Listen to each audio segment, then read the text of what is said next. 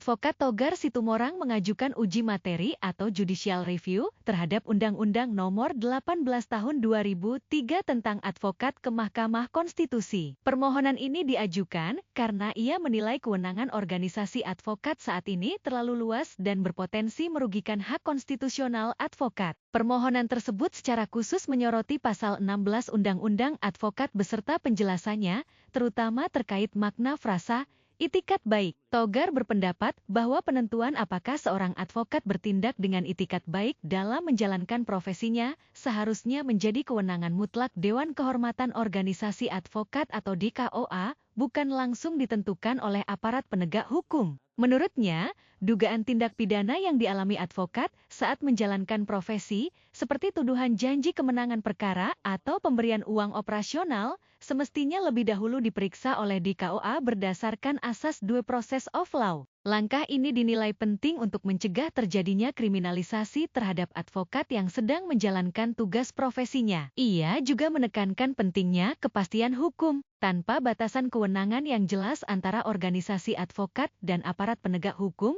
Advokat dinilai rentan terhadap proses penyidikan yang dapat merusak reputasi profesi yang dikenal sebagai officium nobile atau profesi mulia. Selain persoalan itikat baik, Togar juga menilai terdapat kewenangan organisasi advokat yang terlalu luas. Di antaranya adalah kewenangan penuh dalam pengangkatan, keanggotaan, pemberhentian advokat, hingga mekanisme penerbitan kartu tanda pengenal advokat atau KTPA. Organisasi advokat juga memiliki kewenangan pengawasan internal melalui Dewan Kehormatan yang berhak menerima, memeriksa, dan memutus pengaduan terhadap advokat terkait dugaan pelanggaran kode etik. Undang-undang advokat saat ini memberikan otonomi yang sangat besar kepada organisasi untuk mengatur dirinya sendiri. Menurut pemohon, otonomi tersebut perlu dievaluasi agar tidak melanggar hak konstitusional para anggotanya. Sementara itu, hingga Januari 2026, Mahkamah Konstitusi telah memproses permohonan ini dengan sejumlah catatan. Dalam persidangan,